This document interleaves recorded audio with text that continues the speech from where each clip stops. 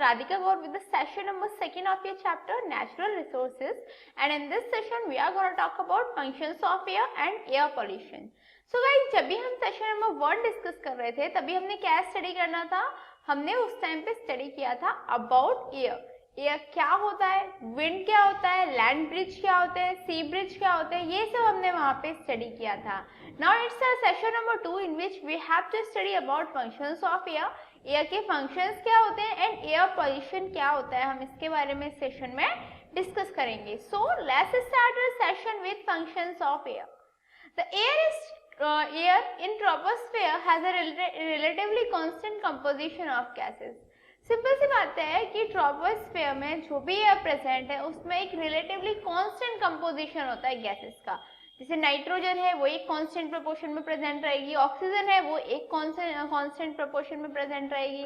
Same और other gases जो है, हीलियम एंड अदर गैसेस है, वो भी एक अपने अपने प्रोपोजिशन में प्रेजेंट रहती है, अपने अपने कंपोजिशन में एक कांस्टेंट कंपोजिशन में प्रेजेंट रहती है. So the thing is that the air in troposphere has a relatively constant composition of the gases. अब क्या है कि हमें पढ़ना था कि जो फंक्शंस है एयर के वो क्या क्या होते हैं. तो अभी हम वन बाय वन स्टडी करते हो जाएंगे कि कहाँ कहाँ पे एयर यूटिलाइज होती है, कहाँ कहाँ पे एयर के फंक्शंस होते हैं. तो फर्स्ट आता है हमारा रेस्पिरेशन. रेस्पिरेशन में एयर कैसे यूज होती है हमें यहाँ पे वो स्टडी करना है. Oxygen in air is utilized by organisms in the process of respiration to liberate chemical energy from oxidation of food. Simple सी बात है, एयर में ऑक्सीजन प्रेजेंट होती है, एयर की जो ऑक्सीजन होती है वही जो ऑर्गेनिज्म है वो यूटिलाइज करते हैं किसके प्रोसेस के लिए, रेस्पिरेशन के लिए. अब रेस्पिरेशन में वो क्या करते हैं, they liberate chemical energy from oxidation of food. Food का ऑक्सीडेशन कराते हैं और फूड का ऑक्सीडेशन कराने के बाद वो क्या करते हैं, केमिकल एनर्जी लिबरेट करते हैं. उस प्रोसेस को हम रेस्पिरेशन कहते हैं. और वो रेस्पिरेशन किसकी वजह से होता है, ऑक्सीजन की वजह से होता है. और ऑक्सीजन कहाँ प्रेजेंट होती है, एयर में.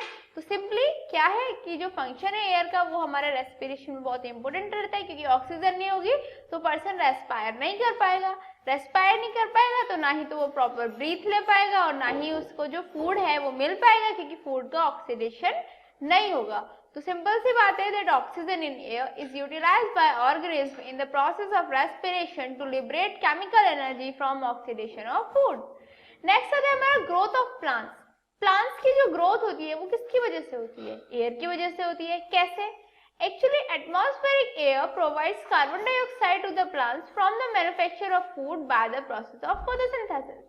रेस्पिरेशन के प्रोसेस से क्या होता था, जो एयर है उससे ऑक्सीजन प्रोवाइड की जाती थी ह्यूमन को, जिससे वो जो फूड है उससे ऑक्सीडाइज कर सकता था और एनर्जी को लिबरेट कर सकता था. यहाँ पे क्या होता है, जो एटमॉस्फेरिक एयर है वो क्या करती है, it provides carbon dioxide to the plants. ये प्लांट्स को कार्बन डाइऑक्साइड प्रोवाइड करती है for the manufacture of food, ताकि जो फूड है उसका मैन्युफैक्चर हो जाए by the process of photosynthesis. Photosynthesis में हमें किसकी जरूरत होती है, ऑब्वियसली फोटोसिंथेसिस में हमें कार्बन डाइऑक्साइड की जरूरत होती है.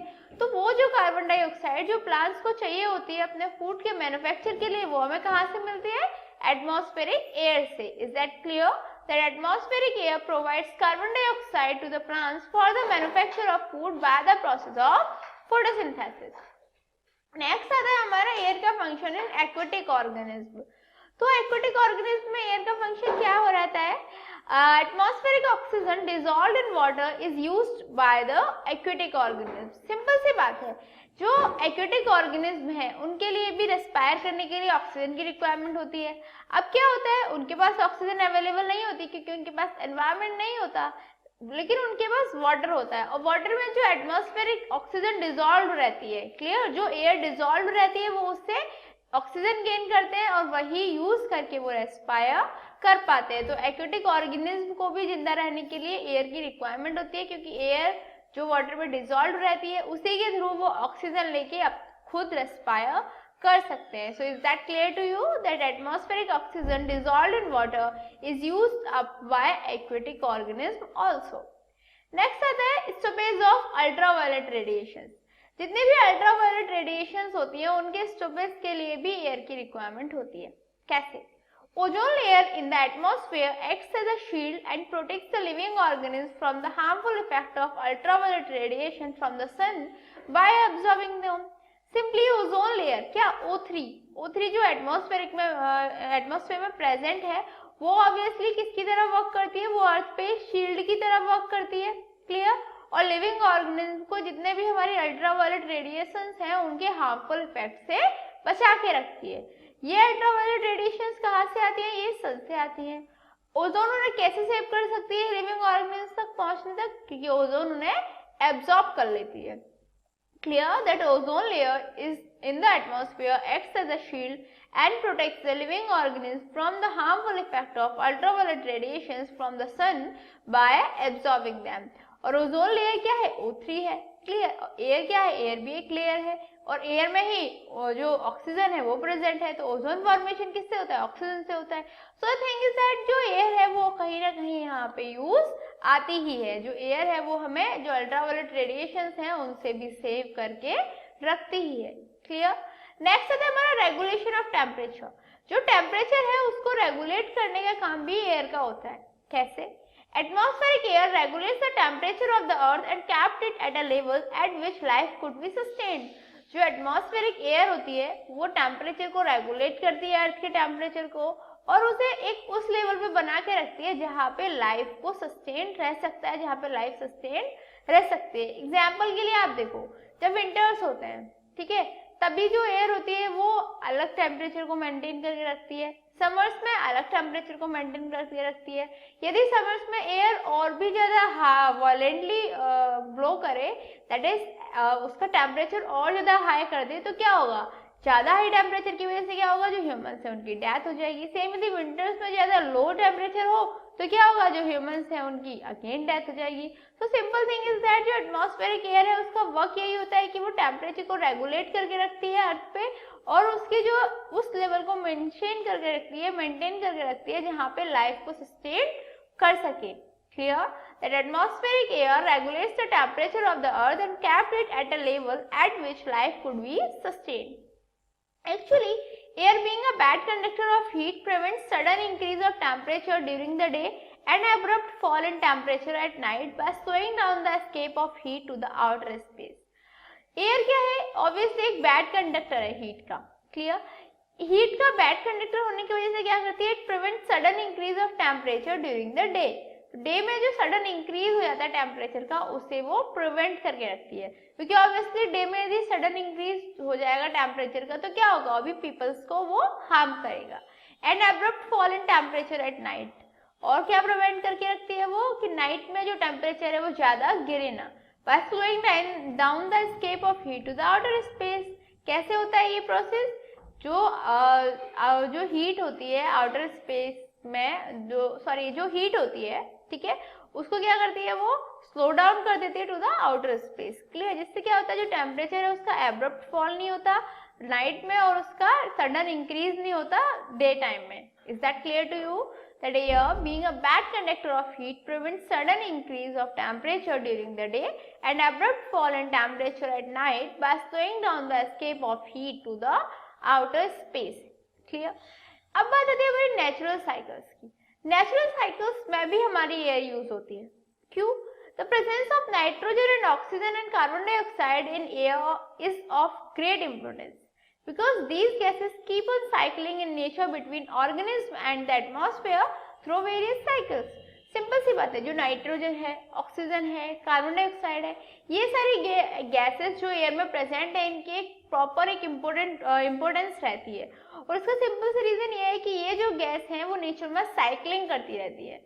साइक्लिंग करने की वजह से क्या होता है, जब ऑर्गेनिज्म के बीच में ही साइक्लिंग करती रहेंगी तो इसमें जो एटमॉस्फेयर है उसमें गैसेस प्रिजर्व रहेंगी, और obviously nitrogen, oxygen, carbon dioxide जैसी गैसेस की हमारी लाइफ में बहुत इंपॉर्टेंस है। लाइक यदि ऑक्सीजन नहीं होगी तो हम रेस्पायर नहीं कर पाएंगे, कार्बन डाइऑक्साइड नहीं होगी तो प्लांट्स रेस्पायर नहीं कर पाएंगे। तो सिंपल सी है, लाइफ को स्टेबल रखने के लिए हमें इन गैसेस की रिक्वायरमेंट है और इन गैसेस की साइक्लिंग होना भी उतना ही रिक्वायर्ड है। Is that clear? That the presence of nitrogen, oxygen and carbon dioxide in the air is of great importance because these gases keep on cycling in nature between organism and the atmosphere through the various cycles. अब बताते हैं protection from meteors. जितने भी हमारे meteors होते हैं उनसे भी प्रोटेक्शन हमें कौन प्रोवाइड करता है? एयर प्रोवाइड करती है। कैसे? Air protects the living organism from meteors. Simple सी बात है, एयर क्या है? जो लिविंग ऑर्गेनिज्म है उन्हें मीटियोर्स से प्रोटेक्ट करके रखती है। A large number of meteors from the outer space enter the atmosphere which burn out due to the friction with air.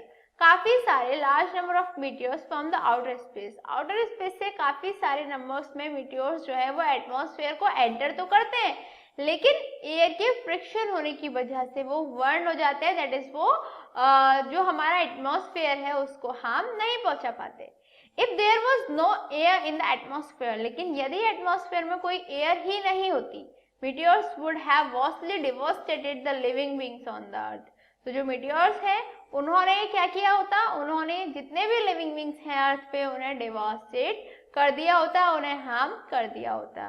तो सिंपली हम कैसे प्रोटेक्टेड हैं? क्योंकि हमारे पास एयर प्रेजेंट है, वो फ्रिक्शन लगाती है जिसकी वजह से जितने भी मीटियोर्स होते हैं वो बर्न हो जाते हैं और वो किसी भी पीपल को हार्म नहीं कर सकते। Is that clear to you? Next thing is that medium of communication. जो एयर है वो कम्युनिकेशन के मीडियम की तरह भी वर्क करती है। Actually sound needs a medium to travel from one place to another. Simple सी बात है, आप लोग को ये अच्छी तरीके से पता है कि जो साउंड है उसे एक प्लेस से दूसरे प्लेस पे ट्रेवल करने के लिए क्या चाहिए होता है? उसे एक मीडियम चाहिए होता है ना। जब भी हम साउंड वाला चैप्टर स्टडी कर रहे थे तो हमने वहां पे स्टडी किया था that sound needs a medium to travel from one place to another. That is वो किसी वैक्यूम में ट्रेवल नहीं कर पाएगा, उसे किसी ना किसी मीडियम की रिक्वायरमेंट होती है जिसके थ्रू वो एक प्लेस से दूसरे प्लेस पे ट्रेवल कर सकता है। Air provides that medium to the sound to travel and we are therefore able to make normal conversation. जो एयर है वो क्या करती है? वो हमें एक मीडियम प्रोवाइड करती है। क्लियर? एक मीडियम प्रोवाइड करती है जिससे साउंड ट्रेवल हो पाता है और इसी वजह से क्या होता है? हम नॉर्मल कन्वर्सेशन कर पाते हैं, हम बोल पाते हैं और दूसरा हमें सुन पाता है। Is that clear? That air provides the medium to the sound to travel and we are therefore able to make normal conversation.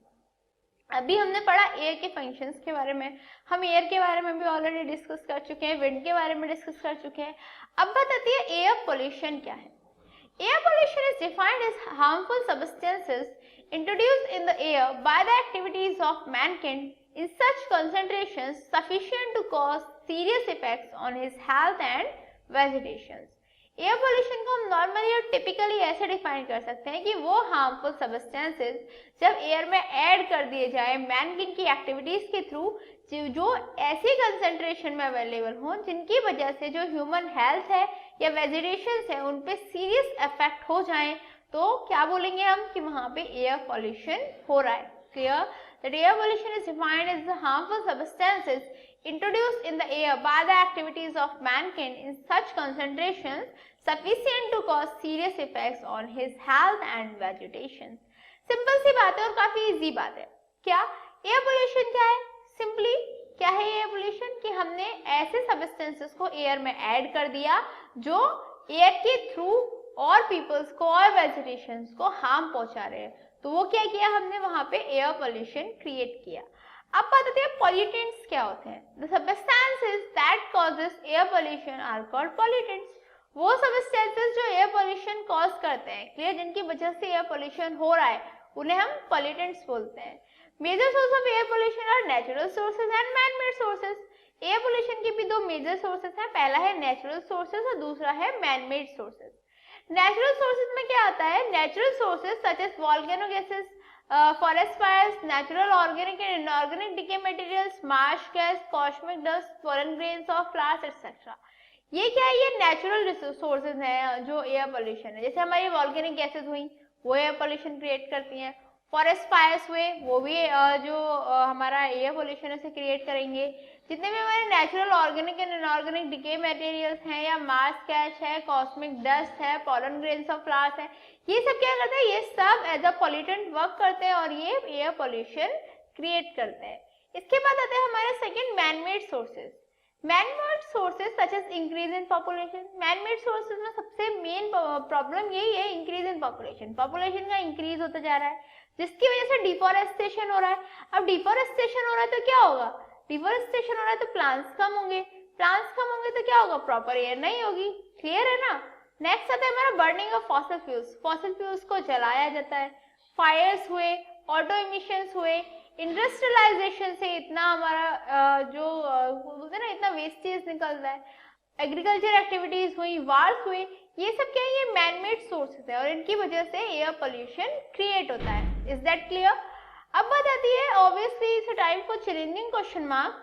So today's question is air is also called breath of life. Why? Air को हम life की breathe भी बोलते हैं, ऐसा क्यों होता है? You have to answer that and your time start now.